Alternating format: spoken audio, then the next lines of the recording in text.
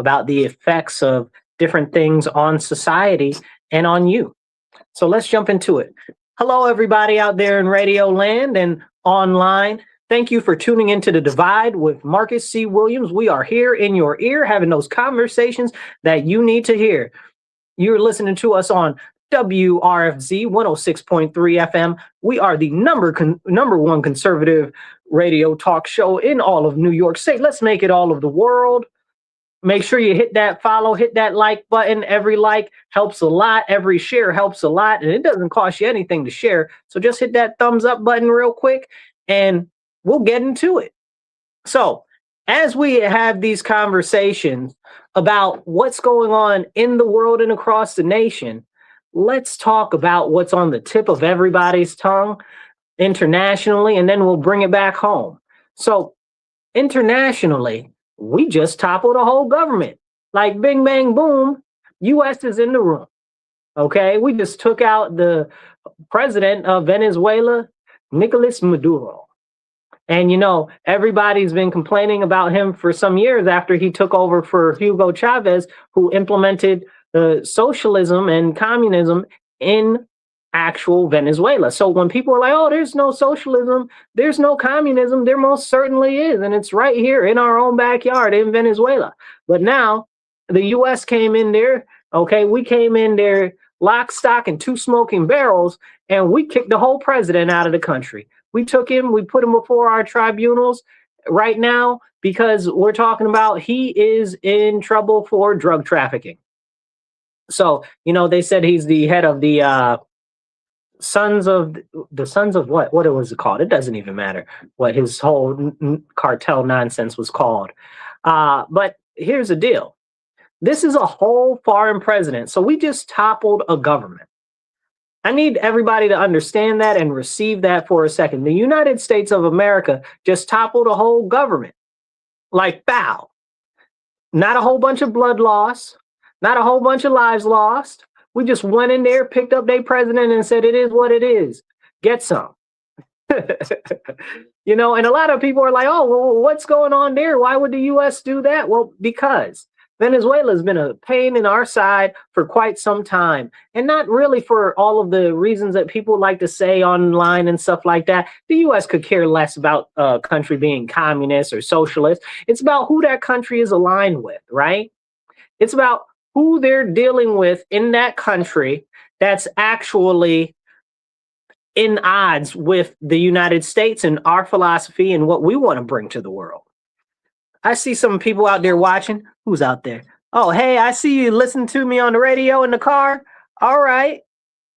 Pop you up there. All right, you guys, share this out. So as we talk about what's going on in Venezuela, we have to mention that Venezuela for years has been tied into different countries like Russia and China, and we need to put that out there. Russia and China really matter when it comes to the Southern Hemisphere. You know, this is why we really went into Venezuela. It's not so much about the drugs. It's not so much about the oil, but it's about China and Russia being right in our backyard. About 30 minutes from launching a missile right to hit Miami, they could. You know, hit the like button, hit the share button, get this out there. So as we talk about this, we have to bring in the whole geopolitical concept of what's happening and what happened. So let's start through it real quick. We're going to breeze through it. First, when Hugo Chavez took over Venezuela, he was a bad man. And he basically implemented socialism, which the country had never seen before on such a scale. And it really, really, really tore up their country bad.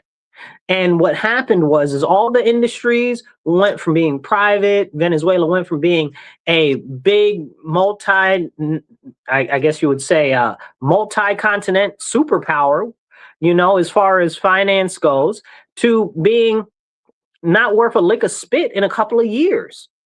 And who suffered? The people of Venezuela suffered.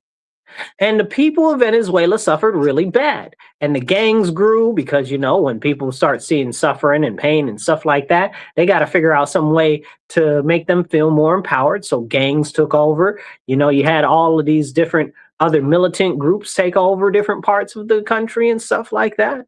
A lot of them were pushed and supporting Hugo Chavez. Then we move into Maduro, and Maduro is his successor. You know, we tried to kill Maduro a couple years ago. We tried to blow him up with drones. It did not quite work. Like little baby drones, like the ones that you see on the drone racers on the TV. Yeah, it didn't quite work. So that was interesting. But that also should be alarming, because if they could do it to him, who else could they do it to? They could get you real quick, right? You know, so that's something, and we'll talk about that a little later in the episode. But we have to talk about the fact that Venezuela is one of the richest resourced countries in the Southern Hemisphere. And well, what do you call it? The Western Hemisphere? I guess it's kind of both. It is both. But we have to talk about how Venezuela is so resource rich. And this is one of the benefits that Venezuela had going for them.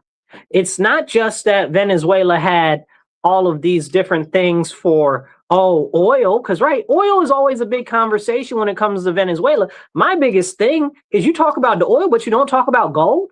Like, what? How do you talk about oil, but you don't talk about gold when Venezuela has one of the biggest gold deposits in the world? You know, like that is something that is worth mentioning when we're talking about Venezuela.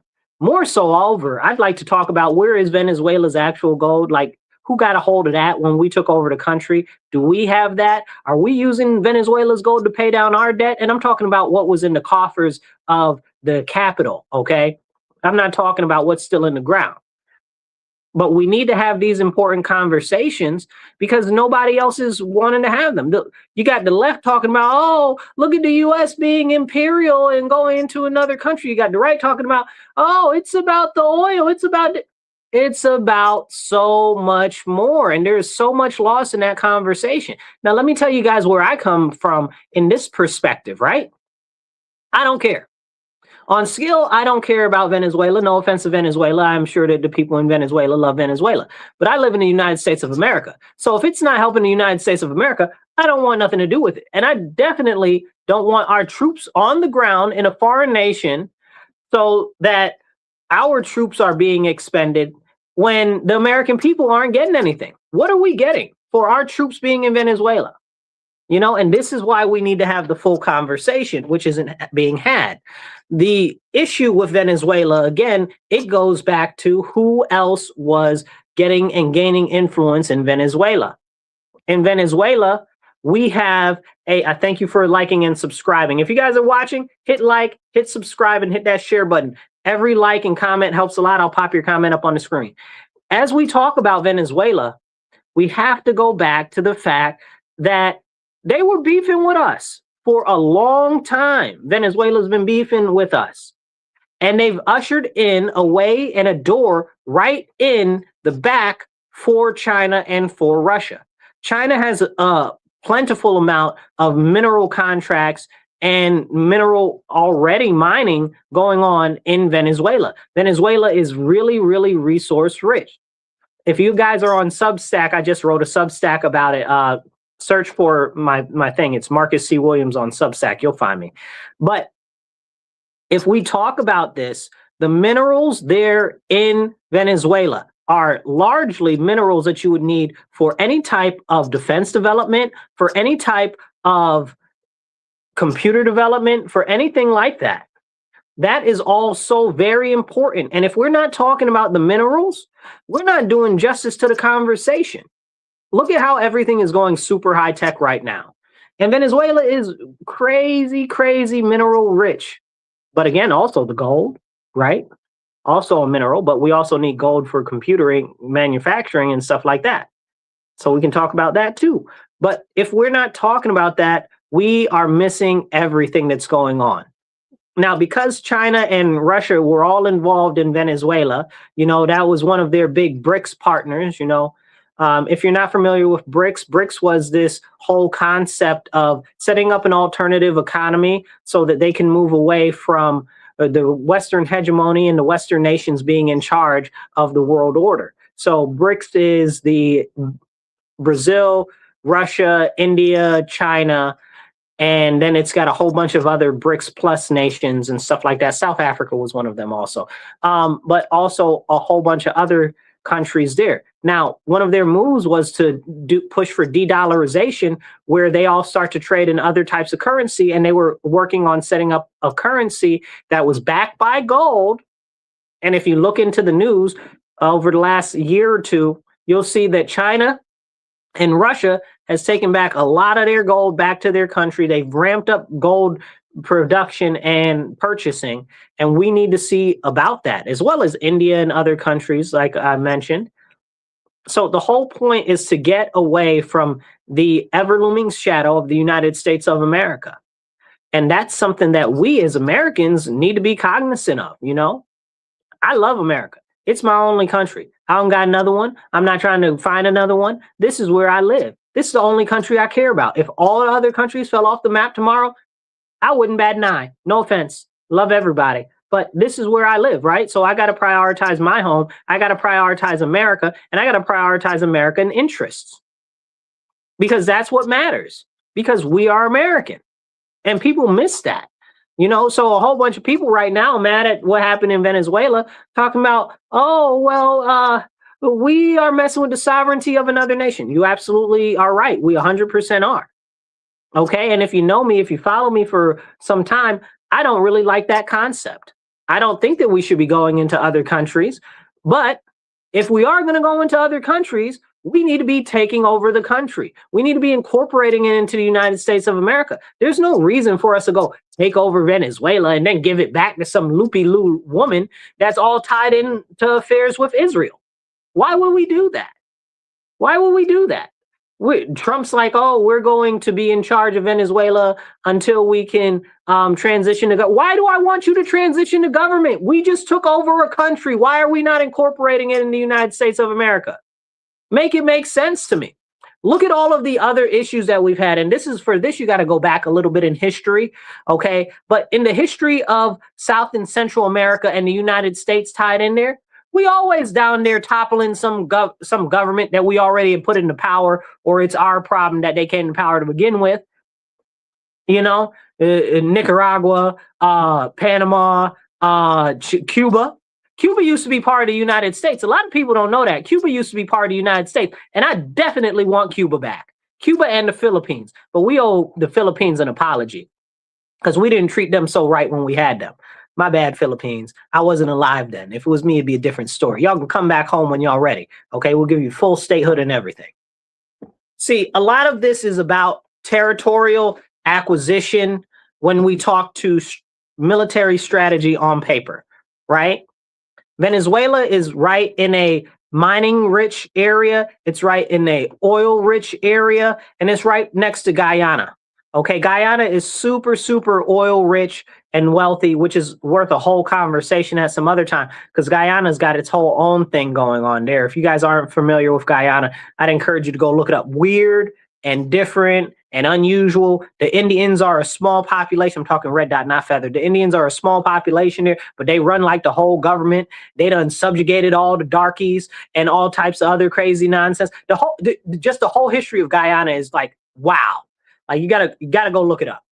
But anyway, Guyana is oil rich also. So they just found some more oil off the coast. Okay. And they're looking to drill there and get some more oil over there. And what also happened is during Maduro's time in office, not even less than a year ago, he said that he was going to invade Guyana and force annex part of Guyana, because he says that that's part of Venezuela's territory, when really it was about the resources in the area. And again, I'd say resources because it's not just the oil, but it is also oil. We can't negate the fact that oil does have something to do with it, but there's a lot of other stuff tied into it. So I don't want people to just fall flat on their face and focus on that. Now, this was a very serious issue. Okay, not just the possible takeover and annexation of part of Guyana, not just because of the fact that it's a sovereign nation, but because of the fact that the U.S. has deep ties into oil production and forestry and other industries over there. And so does Israel. Israel has a lot of contracts with Guyana, which nobody ever talks about, because Israel is all up and down through South and Central America and is actually behind a lot of these different destabilizations and the governments and stuff like that that's going on down there. But we can't talk about that because nobody pays enough close attention, and everybody views Israel as some small, teeny tiny thing, and they don't realize how powerful and, honestly, excuse the affirmer, bad behind Israel is. Mossad is 10 times better than the CIA. No offense to the CIA. I'm sure you're listening, but they're 10 times better at that. And they have only one interest. That is the interest of their own nation, which is exactly where the United States needs to get. We need to get like that. Israel only cares about Israel. How come the United States doesn't care about the United States like Israel cares about Israel? We should be on that wave too. Later for you and all your other countries. And if you feel some type of way about what the U.S. does, or if you're not here to help us, get out, but these are the conversations that we don't have. And I've done other episodes and stuff before, and I've told you time and time again, Israel is using the U.S. as a mercenary force to push a lot of the stuff and its agenda, and people don't want to have those conversations. Hey, I see you out there. Appreciate you tuning in. Please make sure you guys are liking and subscribing. So Israel is pushing a lot of the stuff that the U.S. is doing, including in South and Central America, like what we just saw in Venezuela. Do you know who's taking all of the contracts down there right now? Israel's taking all of the defense contracts down there, down in Venezuela, down in Guyana. Like, we really need to be paying attention to what's going on. And I know people are like, oh, well, Israel is our ally. Israel is our ally. So is India. So is England. So is Australia. But we're not going to tolerate any of these other countries getting all of these different contracts for surveillance and drone networks and all of this data collection and stuff in any other nation nearby us. Why so for Israel then? Again, we need to be prioritizing the United States and America's interests. I appreciate that Israel cares about Israel and wants to expand for the sake of Israel, but we need to be focused on ourselves and where the expansion helps us, because they're not trying to help us. Israel's not caring about the U.S. They don't care a lick of spit about the U.S. unless it comes to getting U.S. money, and that is a straight fact. And again, I'm not mad at them for that. You understand? Because if they can get it, they can get it. But this also goes back to lobbying and foreign interests being inside our country, inside our halls of power, inside the Senate, inside the House of Representatives. And at some point, we need to have a very serious conversation on that. And these people need to be systematically eliminated from participating in our government because they're moving our country all willy-nilly here and there just for their own benefit. Now, let's get back into the Venezuela thing a little bit more, okay? Because what we have is a regional issue down there, right? As you guys know, you've got Cuba. Cuba is socialist. That's a problem. As you know, we just pardoned Honduras's, ex-president who was here. We had him on some narco charges, I guess. We got the whole thing in Brazil. Brazil is its own whole thing, tits up. That guy in there in Brazil is a socialist also. So that, he was arrested for fraud. You understand what I'm saying? Then they let him out, and Bolsonaro and them were accusing him of election rigging and stuff like that, and oppression of the people and fraud. And then he was like, oh, no, that didn't possibly happen. Well, the man is a fraudster. He's a known fraudster, and we know he's a fraudster because he was in prison for fraud. Like, what? When he was president? Like, this is the crazy nonsense. So we need to have those conversations, and it's important. Yes, if you guys wanted to, somebody asked how can they work the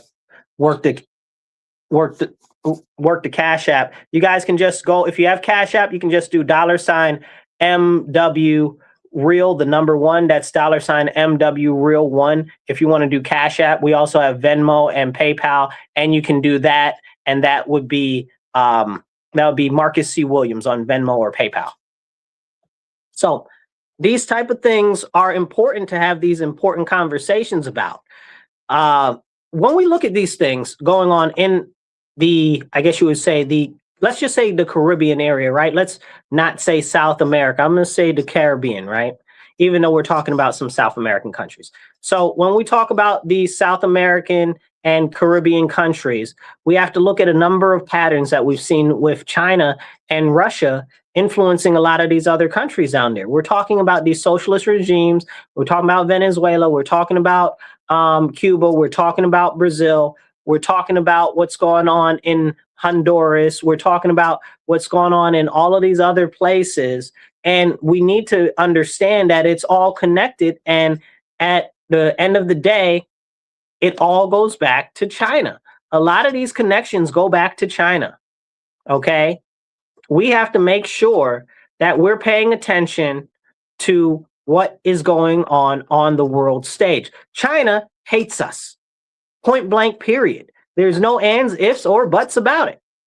And what China is attempting to do is China is trying to maneuver themselves to disempower the United States. That's why they're all in Mexico right now. That's why you got their narco president, Shannonbaum. Okay, we're not going to get into her and her ties to Israel. But that's why you got their narco president, Shannonbaum, talking about, oh, you should release Nicolas Maduro or whatever the case is. You tied in with the narcos too. Okay, don't play in our face. 130 something other people that were running for president in Mexico mysteriously died so that you could be president. Like, are you serious, right? Like, how does that work? Like, can we talk about that? A non-Mexican, Israel-aligned Jew in Mexico when the whole country of Mexico is largely Christian, specifically Roman Catholic? Like, how'd you even get in office, bro? All of these people all of a sudden magically died. Poof, gone, dead. To let you in office. So you can't be paying attention to her and stuff like that. She's trash too. Okay? China is all up and down in Mexico. They're using Mexico as a shipping vessel for a drop off of all of their goods. Okay, so that they can funnel them into the United States and say that they were from Mexico.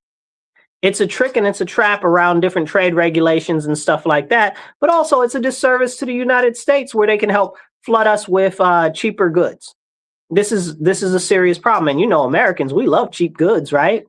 And that's also part of a problem because it shouldn't be cheap that we want. It should be quality. And that's probably why we're in such a disposable society now. Everything is absolutely disposable. And that's something that we need to have a conversation about too at some other time. But let's get back into it, talking about the Mexico connection. Let's talk about the Panama connection, right? Panama has been there, the canal, the Panama Canal, the canal that we dug, okay, and we had men die digging the Panama Canal, was given back to Panama a couple years ago. Then China took over the Panama Canal. What type of chicanery and nonsense is that? That's not okay. That's not okay at all. So the U.S. has been going back and forth with Panama, and we trying to take the Panama Canal back. But now they're putting in place BlackRock as a group that's going to administer the Panama Canal. Again, this corporatist nonsense. Okay, hedge funds and all this trash. And how does it benefit the American people? See, this is what we have to have the conversation about because it's a much wider conversation than most people put together. Hit that like button, hit that share button, get this message out there. Let's have this conversation. If you want to be part of the conversation, drop a comment below and we will put it up on the screen. You guys know it's very, very, very important to talk about all of these issues because we talked about Mexico, we talked about Venezuela. What about Honduras, right? What's going on in Honduras? What's going on in Nicaragua? Let's touch on Nicaragua for a moment.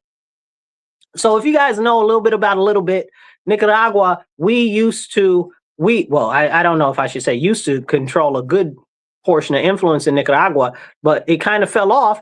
We went into Nicaragua and we took over the country again. Like same way we did Venezuela. We dropped a whole bunch of paratroopers down there on Noriega's head. Okay. And Noriega, I mean, gosh, you guys got to watch.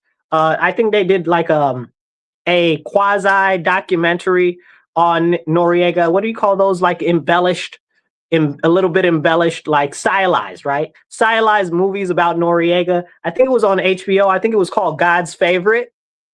I mean, when you see how many times Noriega survived ambushes, assaults, attacks, and getting pushed out of government, you really had some favorability there, like for real. But that aside, we went in there because, again, it was about drugs, right? Allegedly.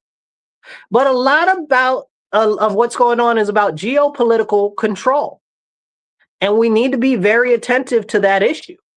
because geopolitics really matters. With China running into Nicaragua right now, with Russia running into Nicaragua right now, specifically China trying to build a whole nother, I guess you want to call it, canal situation there. You can go look that up. And it's failed now, but they tried to build a whole nother canal down there, and that was a whole big deal. And it didn't work. And it didn't work because the whole intention was for it to work, but it was more so for them to funnel money into projects into Nicaragua so it could be put into the pockets of different individuals and stuff like that and be used as a giant money laundering operation for billions and billions of dollars. So that's something that we need to have a conversation about. Stephen, I see you there, Stephen.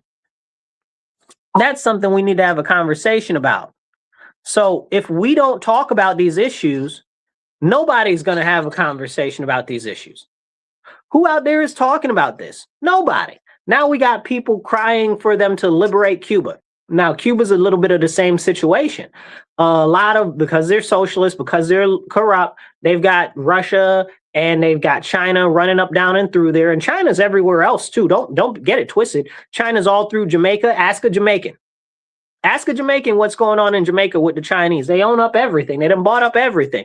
They own all the ports. They own all the highways. China owns everything. They done put in their own private toll roads.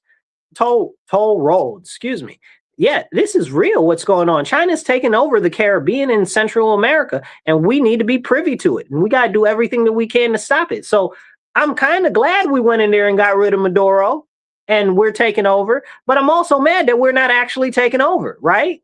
Because again, I believe very firmly that we go into a nation, our soldiers deserve the rights of plunder and that they deserve to keep what they kill, and that we should be able to annex the whole territory. And there shouldn't be room for discussion on that.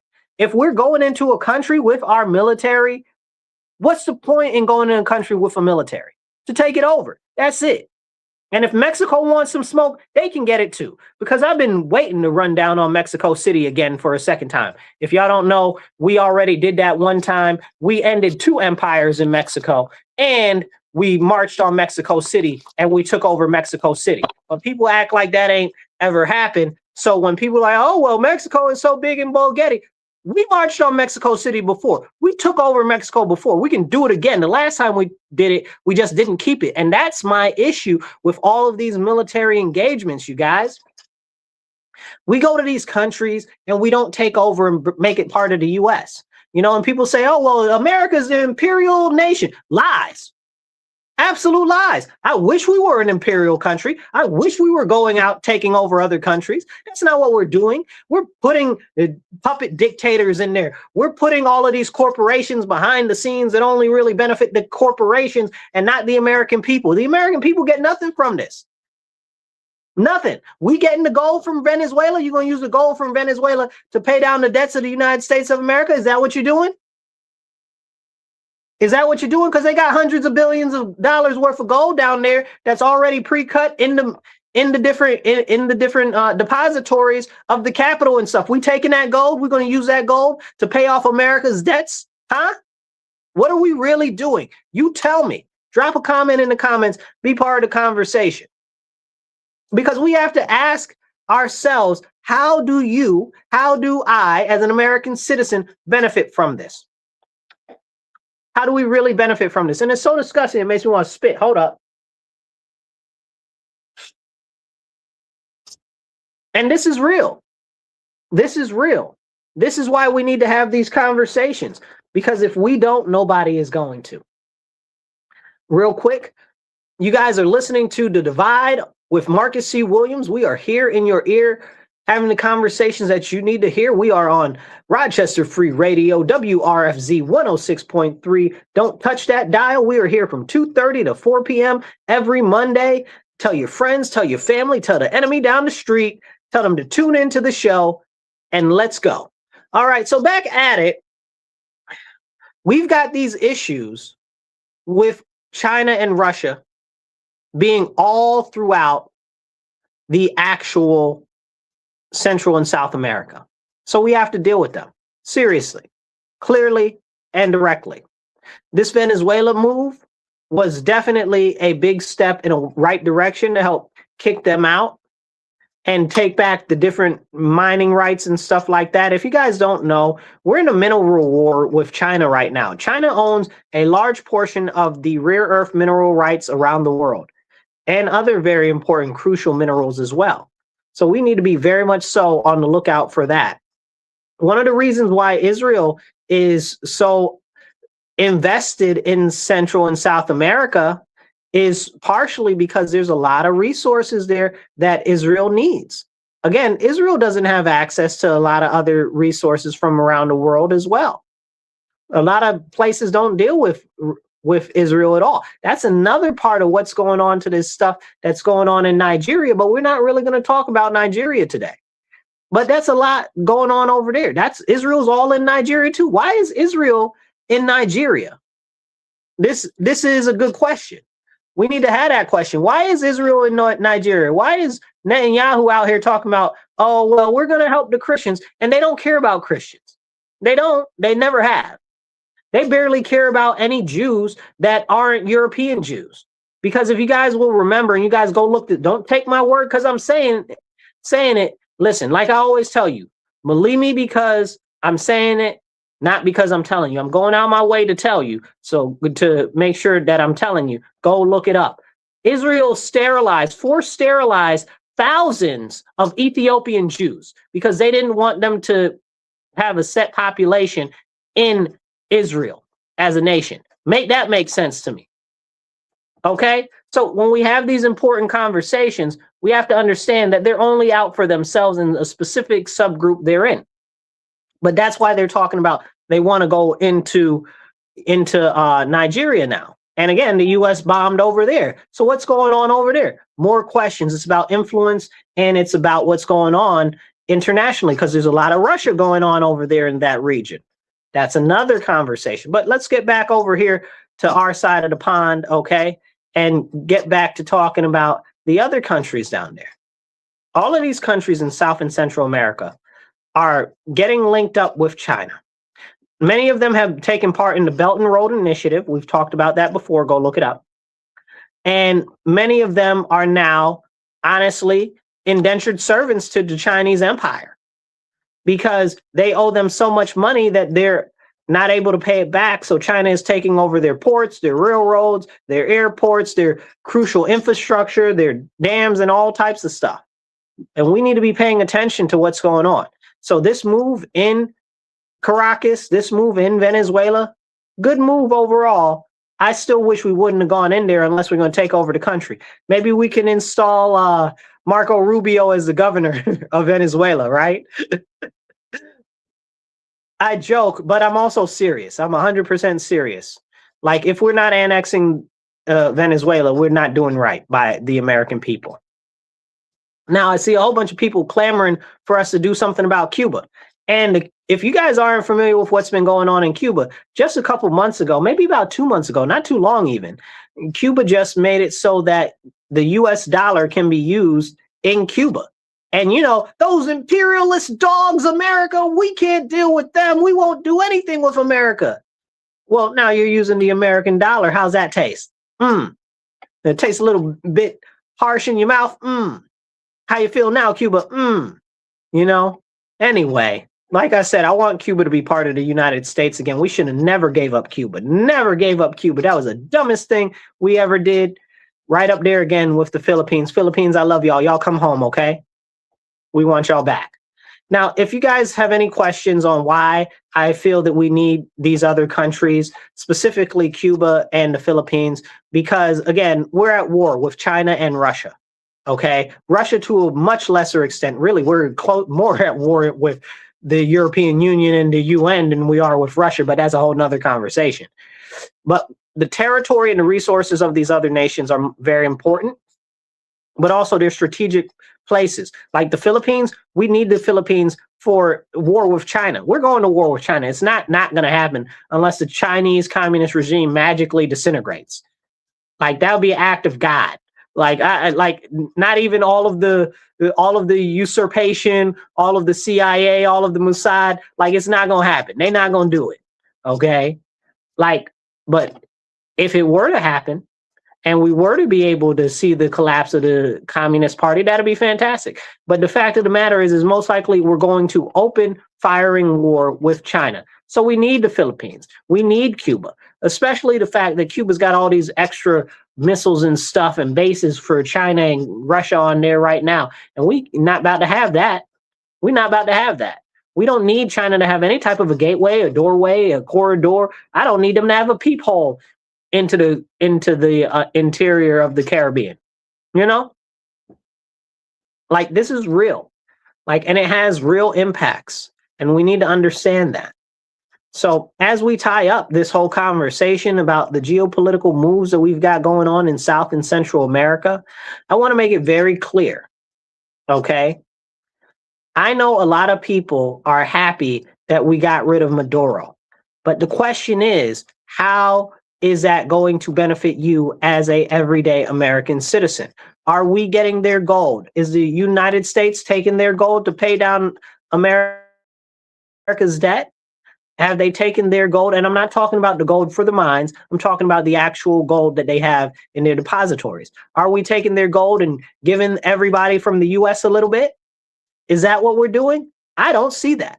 Are we annexing their country to incorporate them into our nation? I don't see that either. We should be, but we got all of these corporations running wild down there. Now, a part of what happened in Venezuela, why we ended up tearing them up and turning them over, is very similar to Libya, okay? And again, don't believe me because I'm saying it. Believe me because I'm going out my way to tell you.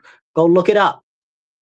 What happened in Libya, we're going to connect these dots here. What happened in Libya was not because, oh, Gaddafi bad, Gaddafi mean. No, Gaddafi said that, well, let me go back a step. Gaddafi gave some of his money, I forget how many, there's billions and billions of dollars, he gave to, what do you call them? Goldman Sachs, right? And Goldman Sachs lost all his money. The money was supposed to be put in low volatility stocks. And what did they do? Put them in high volatility stocks, and they lost all the money. They lost all of the money. And this is I see you there. I'm going to comment on that in a second. And they lost all of Gaddafi's money. And Gaddafi's treasury minister told the Goldman Sachs people, he said, listen, either you guys give us our money back because you scammed us, or we're going to put you down like dirty dogs. They didn't say that. I'm on air. I just want to make sure that I'm being all right and safe with my language. So they said, we're going to get rid of you. And then what happened? Not more than a month after they said they threatened Goldman Sachs, the U.S. was all in there. Why was the U.S. all in Libya? Why did we topple Libya because of that? Yes, there were a bunch of other knock-on reasons about it, but really it was because of Goldman Sachs. Goldman Sachs said that they would pull all the funding because they fund both sides, the Democrats, Republicans, and everything. And they were really deep in bed with Barack Obama and Hillary Clinton, but also all the Republicans too. This is not an unknown. So they said, if you don't do something about these people in Libya and get rid of them, then we're going to stop funding you and we're going to let out your dirty secrets. And the U.S. said, oh, no, we can't have that. So they went and they toppled Gaddafi's government. Whatever happened to Gaddafi's gold? He had tons and tons of gold, literal tons. What happened to Gaddafi's gold? Where'd that gold ever go? Right? Can we have that conversation? It's important. Hit the like button and subscribe and share. So this is what we need to have these conversations about, right? All of that was about these private bankers behind the scenes, these corporatists behind the scenes, maneuvering the government and our military as their private mercenary forces. And this is what we have to understand goes on far too much. Okay, we got to put an end to this. That's the same thing that's going on in Venezuela. You know, one of the biggest reasons why we went into Venezuela was for the tech bros. Go look it up. I can't make this stuff up. Go look it up, y'all. Believe me because I'm telling you, and go look it up. So what happened in Venezuela is the tech bros and the Bitcoin people and stuff like that carved out like this little section of Venezuela that was all for themselves. All for themselves. It was like a state inside a state. Like a nation inside a nation where they could do whatever they want. They had total rule over it by themselves. These are these corporatists, these Bitcoin people, and these technocrats. They had it like their lavish private islands. Think of like a Jeffrey Epstein utopia. Okay? And then what happened? I'll tell you what happened. Then Nicolas Maduro got mad. He was like, hey, you guys are doing a lot of too much down here, and you're not giving us any real money like we should be getting, you know? And he said, well, we're going to crack down on you. And they said, you're going to crack down on us? Oh, whoa, whoa, whoa, don't do that, don't do that. And what they do? They went and they complained to the U.S. They complained to the U.S. And if you look, most of these tech people and Bitcoin people are all up in the previous administration, all up in the current administration, and they was all up over everything, okay? Because these are the people who are putting the money behind the scenes that are influencing all of our national policy and what gets done. Okay, so that is another thing going on with the Venezuela stuff. The tech bros wanted their whole own private area, and Maduro was going to take it away from them. He was actively taking it away from them and reining them in, and they were not happy about it. So just like they did in Libya with Gaddafi, okay, and Goldman Sachs, the tech bros did in Venezuela. They said, we got to get rid of this dictator, so let us push our money around in Congress and make it happen. And that's what happened. Because otherwise, and this is the craziest part, right? Like people try to say, oh, well, Trump, oh, well, Trump. No. Oh, well, Biden, oh, well, Biden. No, y'all. No. It's everybody. Because it's the money behind the scenes that are manipulating not just the market in our nation, it's also the manipulation of every single one of our, well, not all of them, but almost all of them, all of the members of our Congress, all of the people making our laws, all of the bureaucrats that are getting paid off to push these agendas inside our nation that are not serving our nation, but are serving the corporatists, the cronies, and all of these foreign interests. And we need to have these serious conversations. Hit the like button, hit the share button. Let's go to some of these comments. I see y'all with the comments. Come on, let's get these comments. Let's see. Can I make it bigger? Yeah, let's see. Okay, there we go. We got, let's see. Luke says, just like every other war in my lifetime. That's right, Luke. It's the same thing happening over and over and over again. And that's what we got to recognize. It's the same pattern. Luke says, Happy New Year, brother. Yes, it's always a question. What comes next? Maduro is a bad guy, but the U.S. has a bad habit of getting involved like this, and then the situation degrades every single time, Luke. Every single time. Okay? Like, this is crazy. Let's see, who's this here? Papa Dockin. If you guys know who Papa Doc is he was a dictator in Haiti, so that's funny that this is this guy's name. Good to see you, brother. Okay, what is with the gold in the Twin Towers that got gone? Bro, don't even get me started on the gold from the Twin Towers. Don't get me started on the gold from the Twin Towers. Don't get me started on the insurance from the Twin Towers. And don't get me started on who wasn't in their offices on that day. Don't get me started there. But okay, let's see what else we got. Mazi says Gaddafi no longer sold his, what does it say?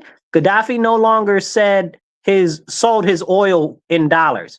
Gaddafi no longer sold his oil in dollars. That's what Mazi says. That's an important thing. We were talking about that. You came in a little late, but we were talking about bricks and stuff like that. Let's see. He says, oops, we got a lot of comments coming in at one time. Okay, it says, no, we went in because of the oil was no longer transaction. No, that's not why, Mazi. That's not.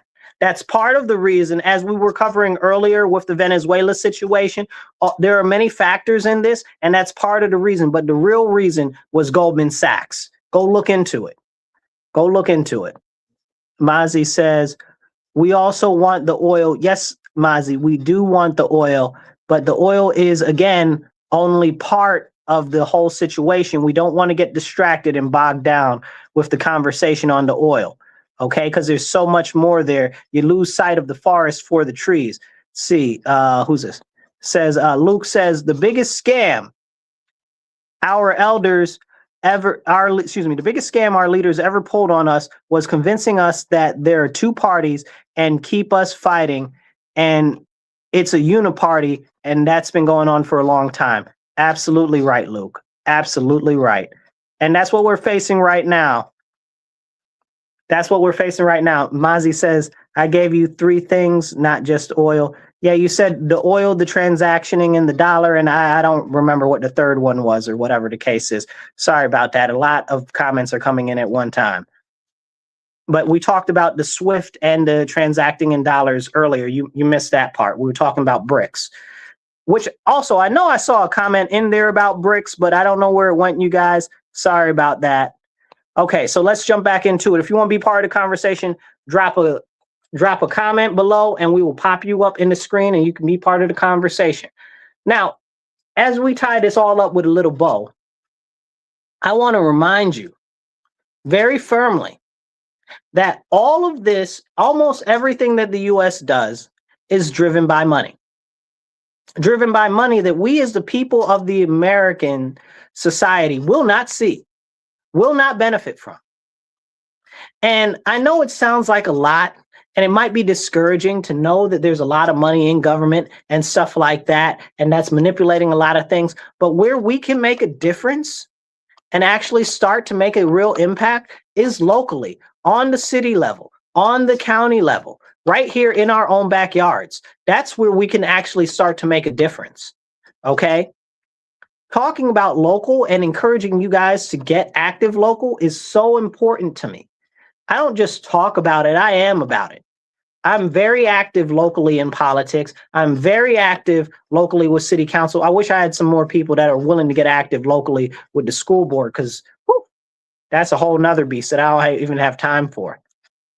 But what just happened over the weekend, bringing it into New York State and bringing it into Rochester, New York, where I live, is last Friday, a couple days ago, January 2nd, I submitted legislation to city council. I sent it over to each of the city council members, okay, including the city clerk. I sent over a bill to actually work on addressing the issues with biometric surveillance in the public areas and biometric data collection. Along with that, in the bill also, it featured a right to cash, because they're trying to get rid of cash, you guys. They're trying to push everything digital.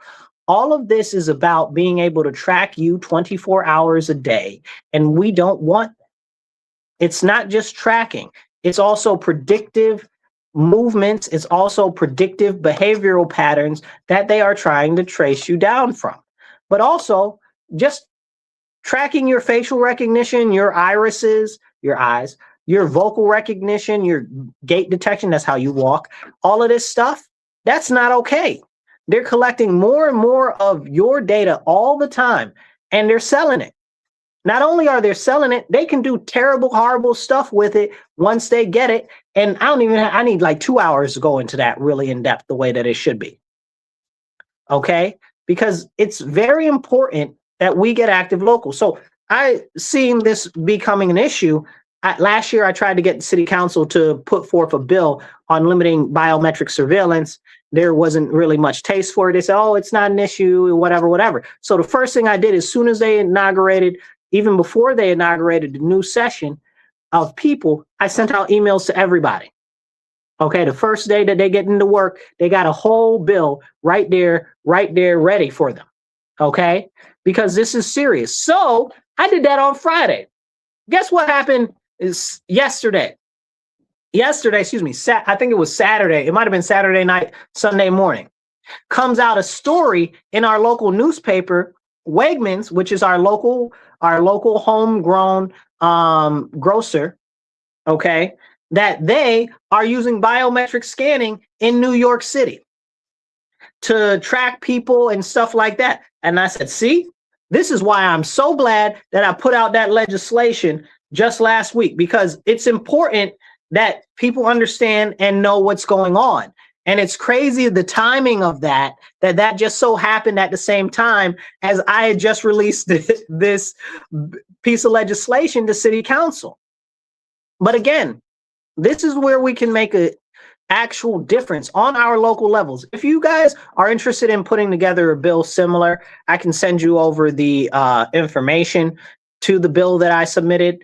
But it's important because locally is where we can make the change. I've already got the stuff going, and we need to move this stuff forward, but we also need it on the state level. I'd like to see it on the county too, but the county is kind of, but we got at least one crazy bat lady is out there talking about it. I don't like her too much, but you know, every now and then, even a broken clock is right twice a day. So that's something worthwhile. And we could talk about that. And I think it's worth talking about. If we don't understand that the massive data collection that's done by the government, especially with their co-aggregation with different AI models and companies like Palantir, like what's that military company? Adrian Crow, I forget what it's called. It's the weird guy that has a little goatee. That guy. I can't remember. Adrenal, something like that is the name of the company. It's escaping my head right now. But they do a lot of massive analysis of data. I see the comments there. We'll get to them in a second. They do a lot of massive amounts of data aggregation so that they can do predictive behavioral models and stuff like that. And I think that people aren't adequately concerned that the more data that people have on you, the more easily they can move you around or maneuver you as if they were the hand of God and you'd never even know it. That's why this type of bill is such an important thing. That's why these type of conversations are so important to have, because you got people that are out there right now that'll say, oh, well, it's not an issue. It's not an issue. It's absolutely an issue.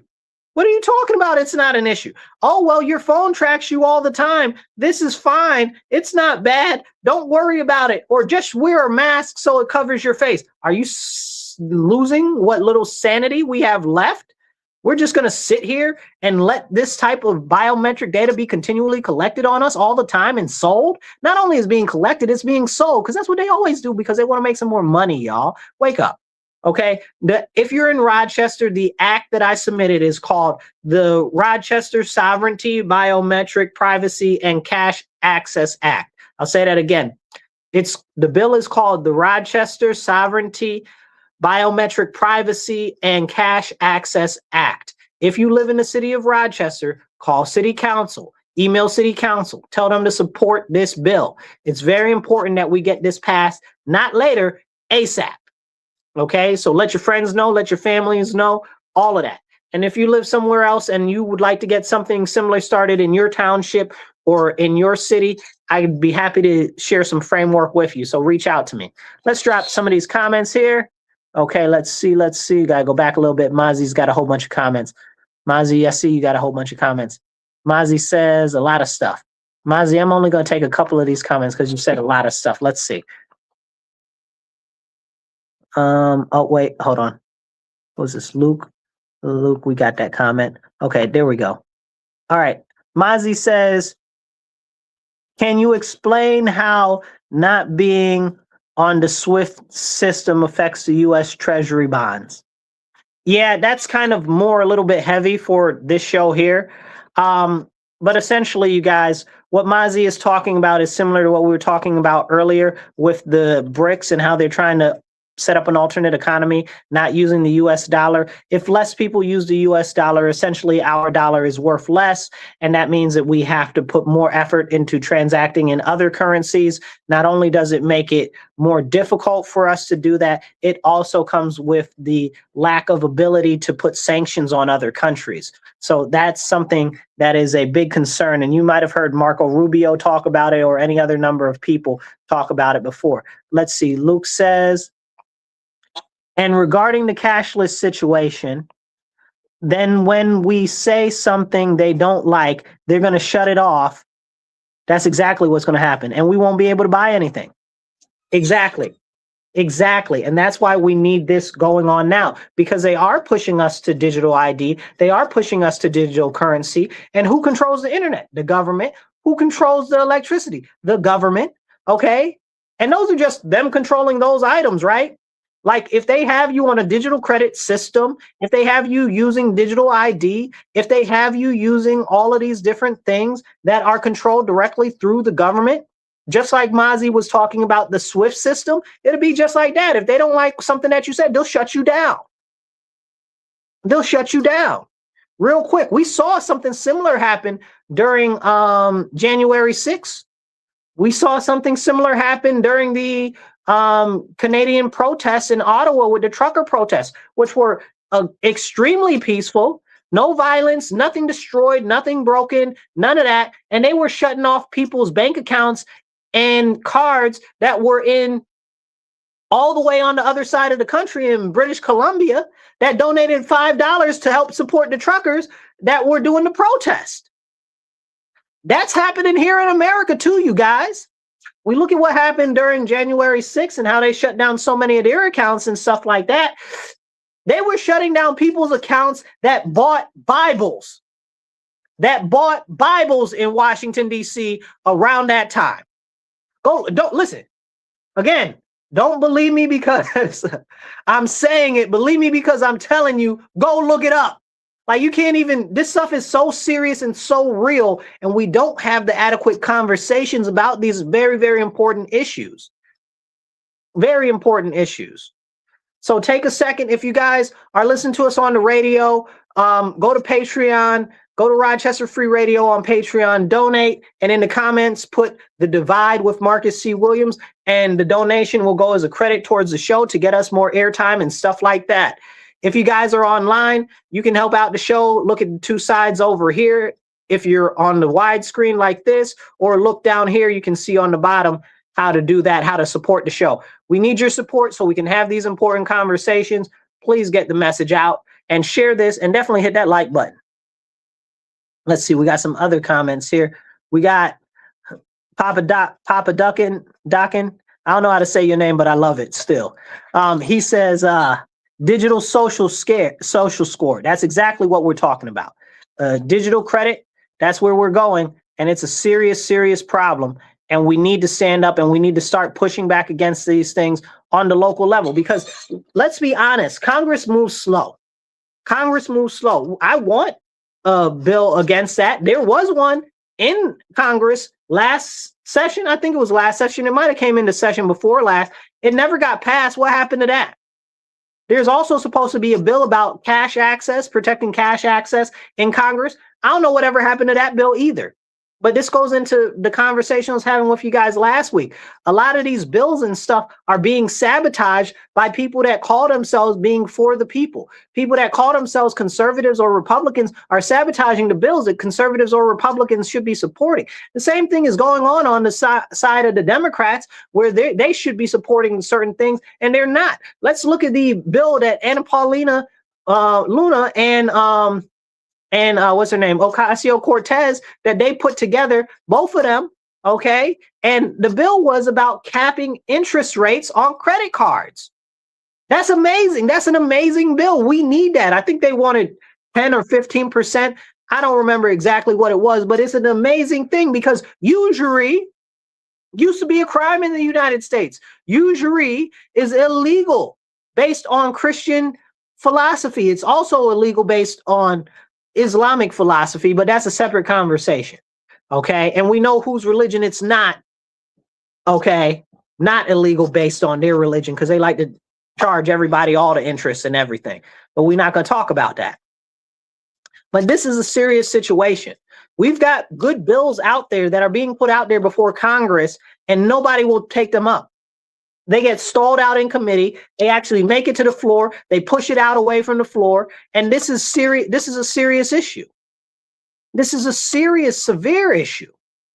And we need to talk about it. That's why I encourage you, start putting this legislation forward locally. Locally. And if you can get them to identify it on the state level, because that would be fantastic. You know who's doing real good at that right now? The Florida is. The Florida Governor DeSantis and his people in the, do they have assembly or do they have house? I don't know how they do it down there. Maybe they have assembly like we do up here. But the assembly and the state senators that they got down there, they're doing a good job. They put through a whole bunch of legislation. I saw them do something about keeping cash as legal tender. I don't know if that went through, but I did see them ending property tax. That's fantastic. I wish we could get a property tax bill here passed like that, because you should not have to pay property tax. That's kind of crazy. If you purchase it, now you got to rent it back from the government forever, eternally. That's insane. That's insane. Now they want to talk about 50-year mortgages. 50-year mortgages, the average home buyer age is like 43, 45. You're going to be dead. That's what, 95 years old by the time you would pay off a 50-year mortgage? And the average life expectancy in the US is 78. What are we doing? Again, these corporatists, these bankers, these people that are so involved in the ever workings of our Congress are stalling these important things that would actually benefit our citizens. And we need to have these conversations. And I encourage you to have these conversations with more people. Get active, you guys. Get active. And again, if you live in Rochester, or if you're anywhere in New York State, especially for that matter, I want you to encourage anybody that you know in the city of Rochester to call City Council and support the Rochester Sovereignty, Biometric Privacy, and Cash Act. I submitted it last Friday. It's there. Please encourage them. Call City Council, email City Council in Rochester. Tell them you support this bill. You want them to support it. It's very important. It's very important. I'd love to get this bill passed in the next month. By February, I'd love to have the bill passed. You know, one of the first initiations of one of the first bills. Listen, I'd be as happy as a cat with a ball of yarn. You understand what I'm saying? That we actually did something to protect our citizens for a change. Because far too often our citizens are left behind, our citizens are overlooked, and nobody cares about us. Again, largely it's the corporations, it's the private interests, it's the foreign interests that are all in and out of our government that are doing everything that they can to substantiate themselves, not the American people. Not us, not you, not me, not any of us. And this is why we have to be very attentive to what's going on. It's also why we must take a stand now. And I can't stand, and I'm going to get on a whole bunch of people. Somebody going to be real mad and feelings going to be real hurt right now. But I can't stand none of y'all that be out there like, oh, well, your phone tracks you all the time, so we shouldn't worry about it. You are a unfortunate, misguided soul, okay? Because when you say stuff like that, you don't really understand the direction that we're going in. Like Papa Duncan 299 said, it's going for a digital social credit score. That's the direction that we're going. And I remember being silenced talking about digital credit scores, talking about social credit scores, talking about central bank digital currency. And now all of that is right here. They've deplatformed me. They've blacklisted me. They've, shadow banned me about talking about these very issues, which are here right now. Because I talked about them a couple years before they were really on the edge of everybody's lips. The US already has digital currency that they're trying to push. New York State already has a digital ID they're trying to push. California already has a digital ID they're trying to push. You don't believe me? Go look it up. I'm trying to tell you. I'm not going to mislead you. Okay? I talk too much to tell people lies. That's for real. I done forgot what I was lying about. You know what I'm saying? Plus, you don't get any credibility for telling lies. I mean, honestly, you don't get much credibility for telling the truth nowadays. And I do get a lot of animus and stuff like that because I tell the truth so often and people don't like it. They can't deal with it. Because again, special interest, private interest. And largely, a lot of these people are out for themselves, so they don't really care. And it's so bad, it's disgusting. Make me want to spit. But this is why we got to get active and we can make a difference. It's got to be local, though. It's got to start local. In New York State, right now, we've got a governorship race where the Elise Stefanik, okay, who was the presumptive nominee for the GOP, just backed down. I don't know what's up with that. It seemed like she had a lot going on. That is very interesting. But she raised millions and millions of dollars, tens of millions of dollars. I wonder where that money will go now. I bet you it goes to the state GOP coffers, and the state GOP ain't got no money, and that's why they're getting it. But I got questions now. Was that the whole game against the people to begin with? They didn't expect to win very much, or they knew that something was coming for her. And they were like, oh, well, let's just get all the money we can and then give it to the state party. Because I was thinking about it and I'm like, she can't give it to the other guy, Bruce Blakeman. She can't give him the money. He can't get the money because of, campaign finance laws. So then where would the money go? Boom, it hit me. The only place it could possibly go is to GOP state. So hopefully they use that money to actually win some races in some places and invest some money into some places that they haven't been investing in, because we're losing all across the state and we shouldn't be losing like that. We shouldn't, in strongholds. And that's kind of crazy. So, but they got this new guy running and I'm like, I don't know what to do about this guy. Bruce Blakeman, he sounds like everything I would always ever want in a Republican candidate. But I don't know. I don't know if he can win. I don't know if Elise could have won, but a lot of people have more faith in Elise than they do in Bruce, and most people don't know anything about him. So, I mean, I don't know. I liked his commercials. His commercials seemed real good. He sounded like everything I ever wanted, but you always also got to be kind of skeptical of that. But I don't know if they think that he can win. I'd like to see numbers on paper if they really think that he can win and how. But I do think that it is better that he is downstate. So maybe more people know who he is downstate. Maybe he can get some more votes down there. But honestly, I don't really know. And I don't really see much happening. I wonder why his campaign hasn't raised that much money yet. And honestly, I'm concerned, right? And then Kathy Hochul is supposed to be running against, I guess, Delgado, which I don't think Delgado is going to run. I think he's going to pull out. Okay. And I don't know who's going to be the lieutenant governor for the Democrats yet, but it won't be Delgado because Kathy's mad at him because he tried to screw her by talking about he's running against her. But who knows? Again, all of this could just be a play because politics is really dirty behind the scenes, and you got to always watch them because they're always up to something else and they're always conning you. It's very important that we have these conversations because, again, it's very, very important. Very important. And I bring up the New York stuff and her dropping out because, look, just earlier today, if you're just tuning in, just earlier today on the news, Tim Walz is stepping down from his race, not from governor. I wish he stepped down from governor too, but I don't know who the heck the lieutenant governor is, and that might be worse. That's what happened here in New York when Cuomo stepped down and then Kathy took over, and she's worse than he was. They both terrible, but she's super ultra terrible. You know what I'm saying? But he's stepping down, so he's not going to run. Who's going to run for governor? It won't be Ilhan Omar. But no, seriously, who's going to run for governor now that he's not running? That'll be interesting. So they only got a couple weeks to decide who's going to run. So we'll see what happens out there. Keep your eye on Minnesota because that's going to be crazy. What would be really nice is I see all of these people in Congress now, and even what's her name? Kirsty Noem, and what's the attorney general name? Oh, I don't really like her like that. What's her name? I wanted Matt Gaetz, by the way. I don't like her so much. This lady. What's her name? I can see her face. I don't know. Y'all know who the attorney general lady is. That lady. Her and Kirsty Noem and a number of other people have come out of the administration talking about, oh, yes, Jeanine Pirro also. And we've seen all of these people that are doing these election fraud things, and stuff is happening and going on, and we need to do something about it.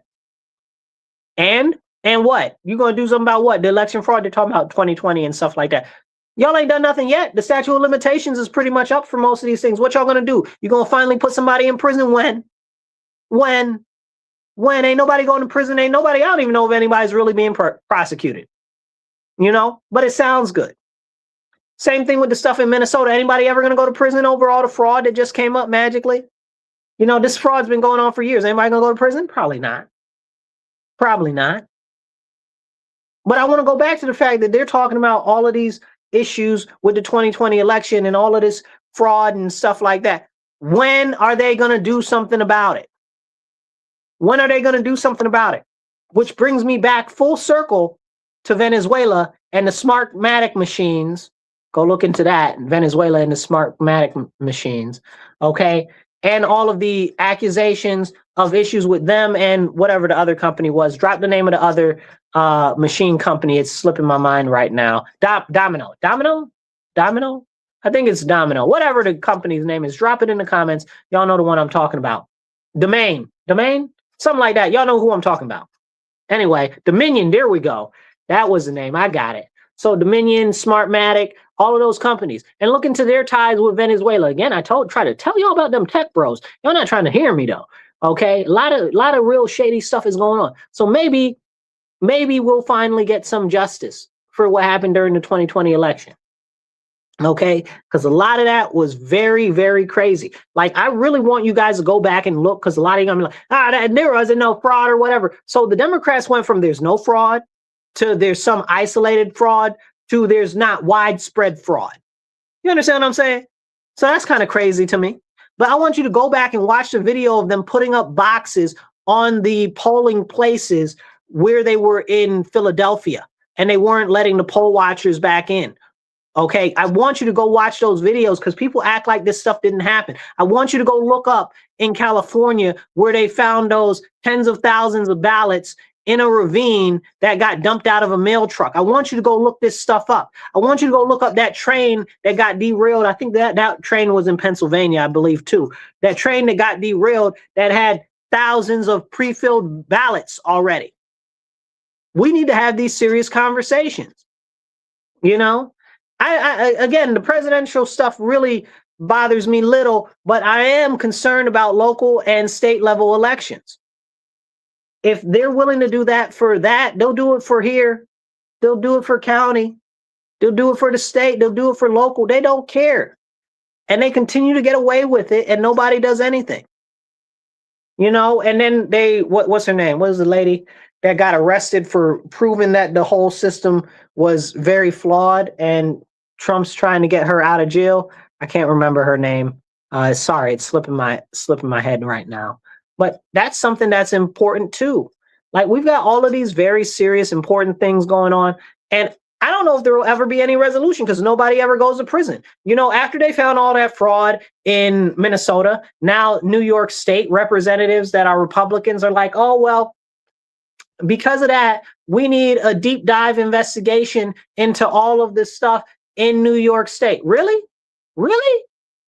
But people on the ground have been screaming there's fraud for years, and you guys haven't done nothing. You haven't done nothing since we had more people in the Senate. I mean, well, yeah, in the Senate, in the state Senate I'm talking about. You haven't done anything. What have you done? Now all of a sudden you're screaming. The Democrats are still in charge of everything. They're not going to do anything. Nobody's ever going to go to prison. You're telling me, oh, well, we should look into this. We know that there's fraud. I live in Rochester, New York. Every single year, tens of millions of dollars is missing from the school budget. Tens of millions of dollars. They haven't passed one audit in the last 30-something years. Okay, where is the money from the RCSD? How come nobody is in prison, bro? Never? Nobody?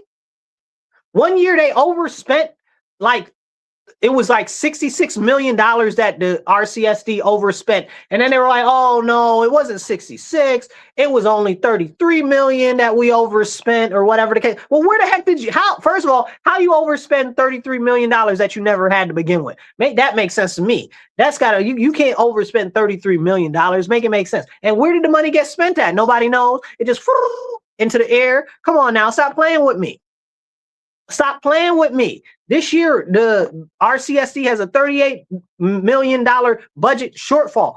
How do we have a budget shortfall when we have the biggest, let me not say the biggest, but we have the most funded school district in the nation, second most funded school district in the nation. But we got the most funded school district in the nation, and you talking about you got a budget deficit of $38 million incoming? How?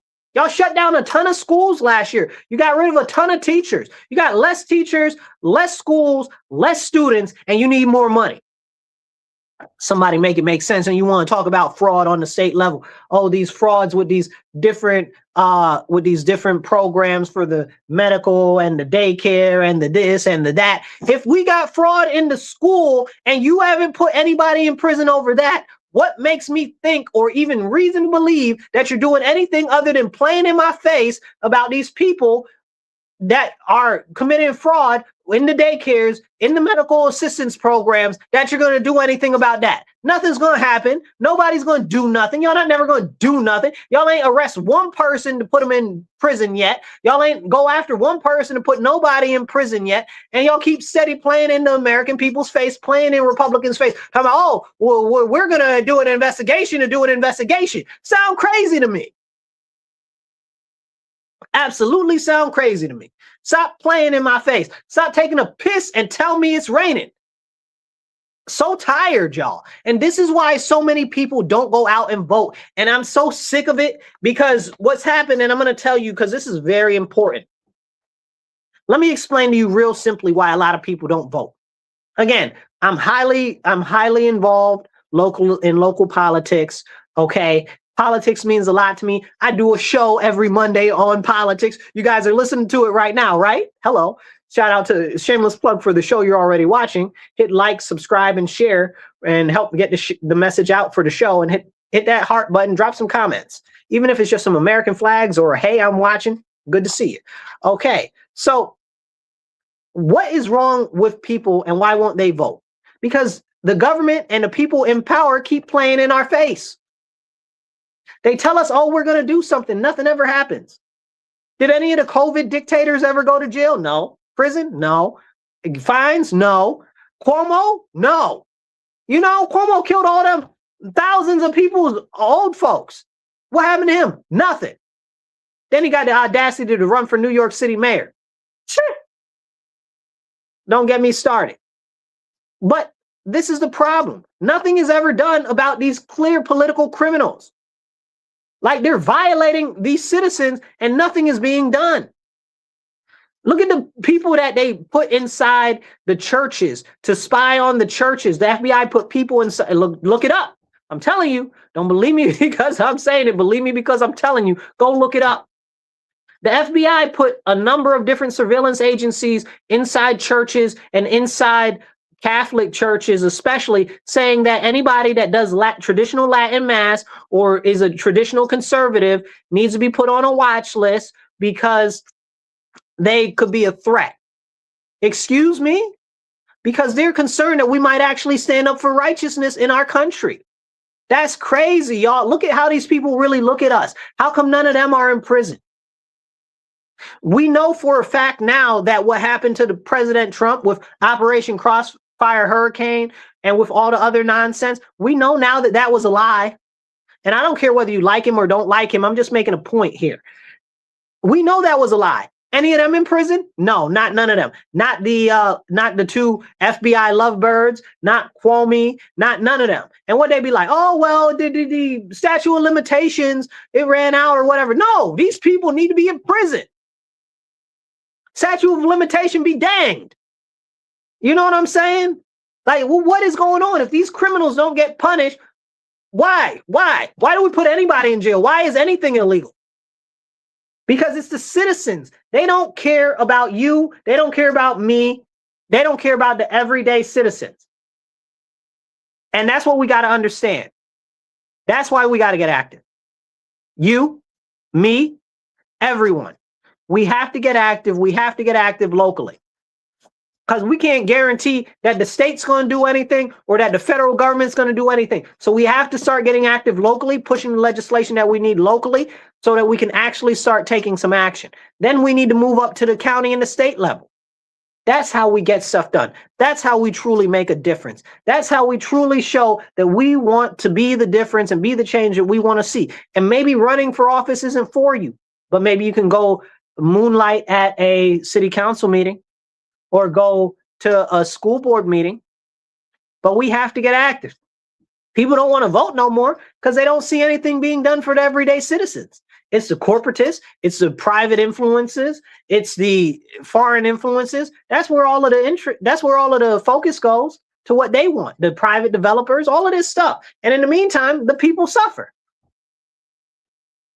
Well, guess what? The people are tired of participating in the facade that is the United States government. People don't have a real reason to believe because they don't see anybody that's in office doing what they want. You understand what I'm saying? Like, there's, again, and I've said this before, there's only like 3-4 people in the Senate, in the House of Representatives, in Congress on a federal level that I even see doing half of anything. You know, anything that I like, especially, or anything that's consistent, more or less. On the state level, I couldn't tell you. I couldn't tell you. The state level, everybody feels so defeated, they don't even really submit legislation. It's kind of go along to get along. What's going on? I don't know. I got some legislation for them this year that I'm going to submit to them, though. Watch me. Okay. I got quite a few pieces of legislation. I got them locked and stocked in 2 smoking barrels. Okay. We ready. So, but the fact of the matter is people don't see what we want being addressed in anywhere in our government. That's why we have to stand up. That's why we have to get active. That's why I'm always encouraging you guys, get active, giving you ideas of what can be done, how we can make a difference, because it's up to us at the end of the day. It really is. We look at Mondani going into New York City. Now, Mondani is the mayor, and he's talking about, oh, well, we're going to get rid of rugged individualism for warm collective communism. For warm, what did he say? Warm collectivism, you know? So that, what do you mean, bro? I don't want none of your collectivism. I want voluntary association. I want voluntary association. I don't want to be forced by the government to be a collective with nobody. If I choose to self-affiliate, to self-align, to self-involve with other people, that's fine. That's what our country is about. Rugged individualism and collective work where we see that we can work together. Not forced collectivism by the government. That is not the same. That is stealing away our freedom of association. And we need to understand that that's what they're pushing. That's what these people that call themselves socialists are pushing. They're pushing to tear away your rights, your liberties, your freedoms. And at the same time, they're going to tell you everything that you want to hear, just dripping honey in your ear. And, you know, that's not good. But people buy it. People lap it up. Why? Because of what we just talked about. They feel spurned by the government. They don't see anybody doing anything that they like. So now it's a mini revolt. Honestly, that's what all this socialism and communism is about. It's a mini revolt against our form of government because they see that the corporatists, that the private interests, that the foreign interests are the ones who are really maneuvering everything behind the scenes. The only thing is they're the same ones maneuvering these things behind the scenes with these so-called communists and socialists. Come on now.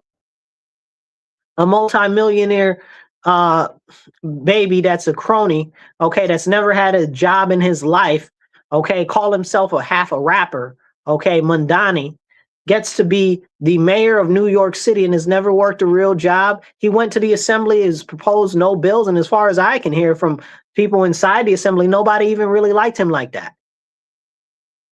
You guys, what are we doing as a nation? What are we doing? This is why you, me, everybody else, we have to get active locally. Because if it's not for us, it won't be anybody else to do it. That's why we have to stand up now. That's why we have to stand up for our homes, for our communities, for our cities, for our states, and for our nation. Nobody is coming for the everyday citizen to save us. Nobody is coming. Here I am, send me. That's why I'm standing. And I pray to God that me standing up can encourage some of you, any of you, to also have heart and stand up. Because now is the time. If not now, then when? Nobody's coming to save us. The time is now to take action, to stand up, to speak up, and don't shut up. You guys, thank you for tuning into the show today. This is The Divide with Marcus C. Williams. Please hit the like, share, subscribe. If you want to support the show and you're on the radio, go online to patreon.com and you can just type in Rochester Free Radio and then you can donate there and you can just put the Divide with Marcus C. Williams in the notes and it'll go as a credit towards our show. If you guys are online, right here on the sides of the screen, you can see us and how you can help the show, or right down below, depending on which format you are, you can see the information to help keep the show alive and going forward. But definitely share. Definitely share. We got to get these messages out there. We got to have the important conversations because nobody else is going to do it but us. And I'll tell you one last time in closing, Nobody's coming to save us. Ain't nobody coming out the ground. Ain't nobody coming out the sky. Ain't nobody coming in on a white horse. Okay? It is up to us to stand up and be accounted for. It is up to us to stand up for righteousness. And it is up to us to stand up for the Lord, our Father in heaven, and Jesus Christ, our Lord and Savior. Because if we don't, nobody will. And if you don't know Jesus, I encourage you, pray, ask to look upon the face of the Lord, ask him to show himself to you, that he is real, and may you have an encounter with the fire of God today. You guys be blessed and be well. Remember, stand up, speak up, and don't shut up. Take action.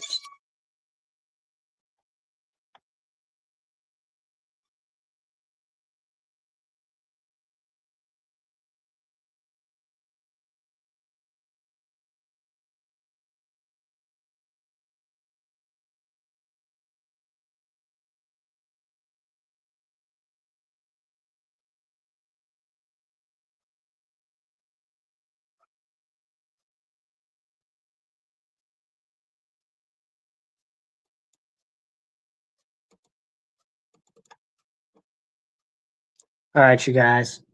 I don't know what I'm supposed to click on this screen. We used to have a thing to click that we were supposed to click, and they done changed it. So I'm just clicking stuff on the control panel over there online on the thing for the internet. They'll figure it out before the next show comes on. But I appreciate you guys tuning in, and we got to take action. So please do donate. You can do Cash App, Venmo, PayPal, however you want to. It's information's right on the side right there. $MW Real, the number one for Cash App. And if you want to do Venmo or PayPal, it's at Marcus C. Williams. I'll catch you guys next week. Make sure you subscribe, make sure you share, and drop some comments, because even the comments after help. Be blessed and be well.